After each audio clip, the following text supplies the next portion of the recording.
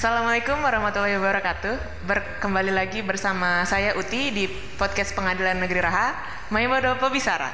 Hari ini kita punya pembahasan tentang sistem yang dipakai di peradilan-peradilan di bawah Mahkamah Agung, yaitu e-Berpadu.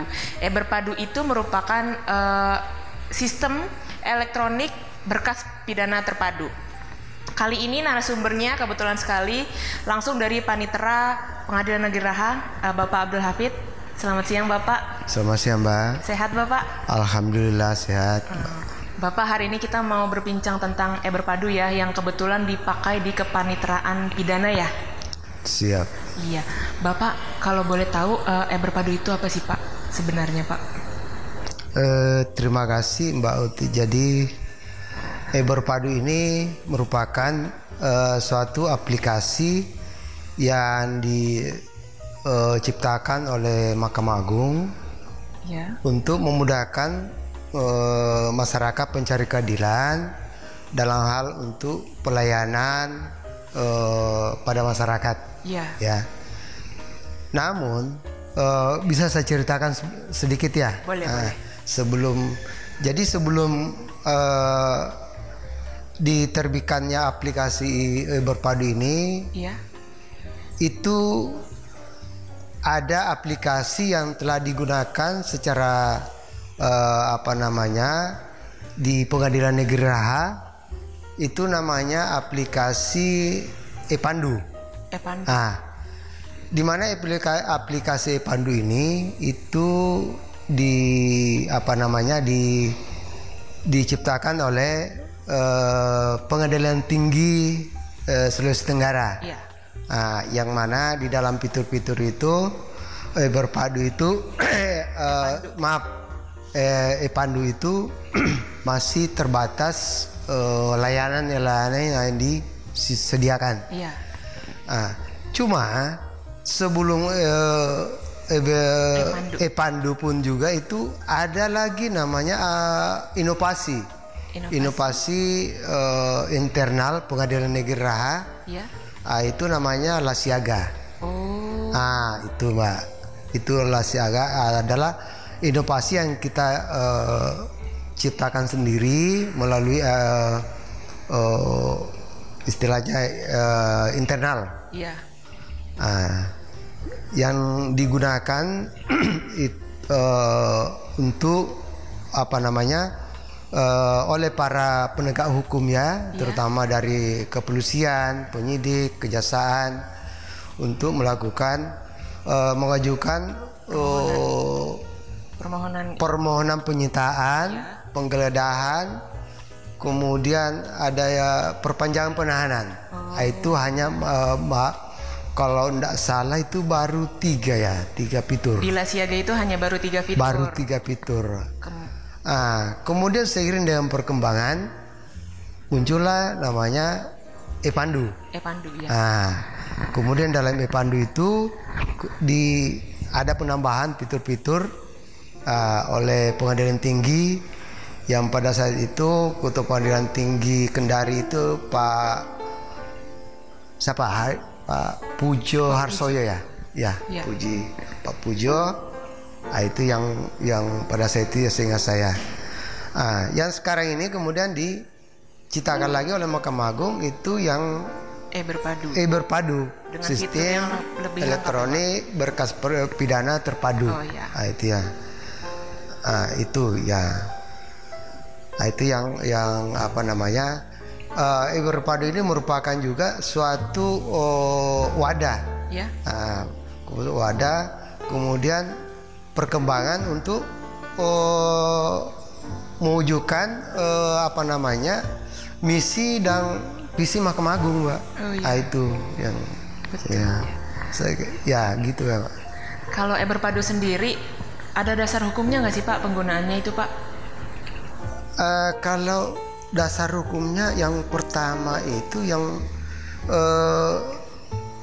Perma nomor 4 tahun 2020 Mbak. Itu kemudian diperbarui dengan Perma nomor 8 tahun 2022 tentang administrasi dan persidangan perkara pidana secara elektronik. Iya. Nah, itu Mbak, itu dasar hukumnya. Kan. Kalau untuk tadi kan di Lasiaga hanya permohonan izin ya, izin atau persetujuan sita, geledah, penggeledahan sama kemudian kita menggunakan e-pandu, kita beralih ya dengan sistem yang dikeluarkan oleh PT. Itu ada penambahan fitur penahanan maupun tingkat pertama dan juga tingkat banding, juga ada izin besuk ya Pak ya. Kalau e-berpadu sendiri Pak, fitur-fiturnya yang bisa diakses oleh APH dan masyarakat luas itu apa aja sih Pak? Ini ya fitur-fitur itu kalau tidak salah itu ada 9 ya kurang lebih. Ada 9 fitur yang bisa dipergunakan oleh para pencari keadilan, khususnya para penegak hukum ya. Antara lain itu yang pertama adalah permohonan sita, kemudian permohonan penggeledahan, terus permohonan izin persetujuan penyitaannya, itu tadi termasuk, kemudian permohonan perpanjangan penahanan, permohonan pembantaran penahanan, kemudian permohonan penangguhan penahanan, kemudian permohonan izin busuk.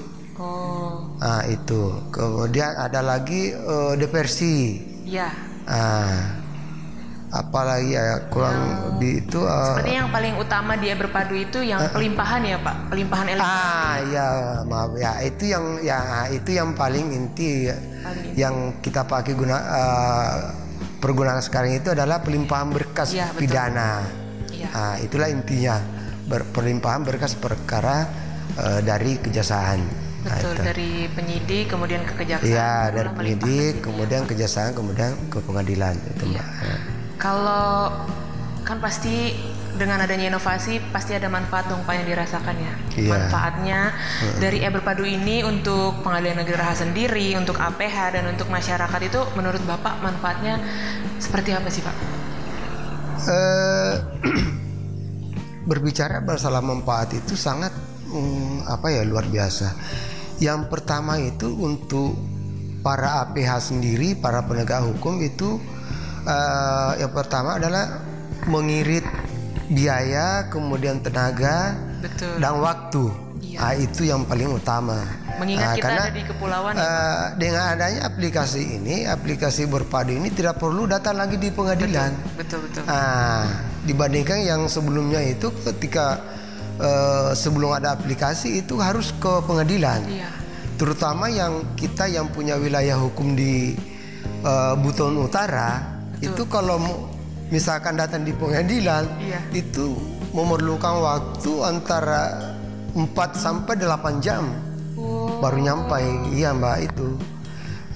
Jadi sangat bersyukurlah artinya dengan adanya aplikasi berpadu ini. Iya betul. Kemudian dari kemanfaatan kita sendiri di Pengadilan Negeri Raha, saya rasa itu sangat bagus juga karena terutama di pelimpahan berkas perkara pidana. Jadi di situ sangat efisien. Kenapa saya tidak katakan sangat efisien, sangat membantu? Karena ketika ada pelimpahan berkas perkara itu waktunya sangat ringkas. Jadi efisien ya Pak ya? Ya sangat efisien.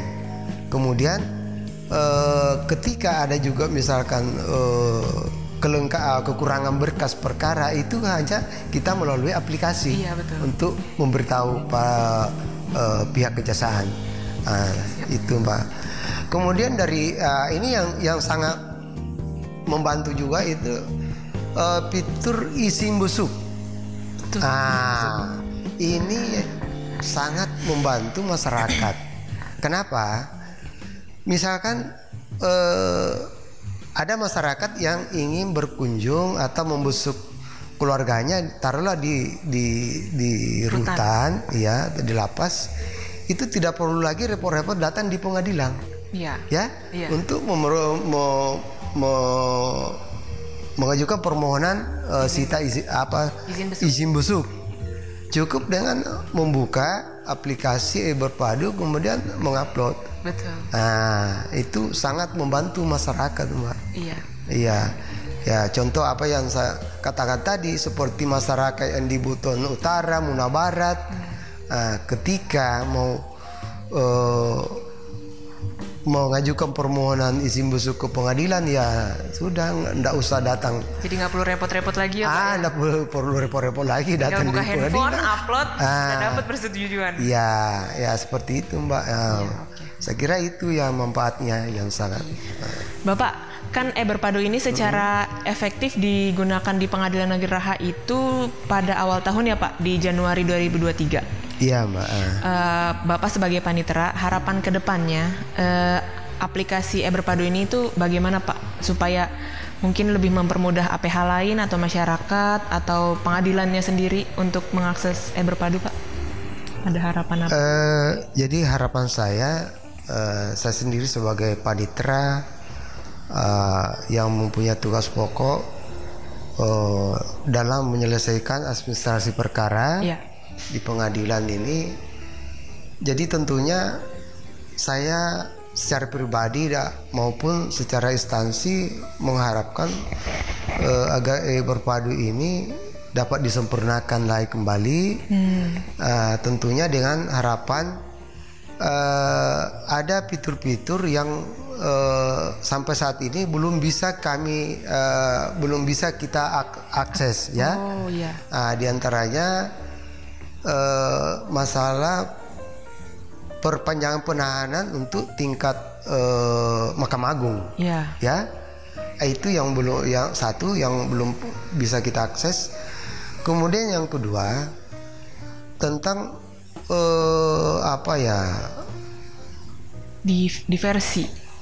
diversi ya sama pra peradilan. Ini para pencari keadilan, kebetulan saya operator dari e-Berpadu, jadi saya kurang lebih paham Pak yang di e-Berpadu itu kan.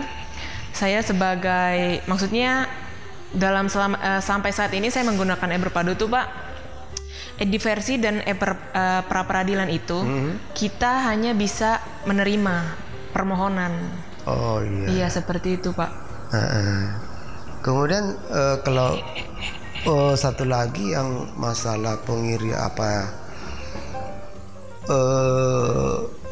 pengajuan berkas pidana, pidana banding. Sekarang ini kita kan masih sistem setengah manual. Iya, setengah manual betul. Jadi untuk upaya banding perkara pidana ini kan istilahnya sebagian itu sudah elektronik. Tapi di sisi lain berkas perkaranya itu masih dikirim ke PT. Jadi saya berharap kedepannya agar bisa dipergunakan secara sepenuhnya aplikasi ini dengan adanya upaya pembaruan, perbaikan, terutama untuk upaya hukum banding perkara pidana. Jadi tidak lagi berkas perkara fisik itu dikirim ke pengadilan tinggi. Demikian pula dengan upaya hukum kasasi khusus perkara pidana.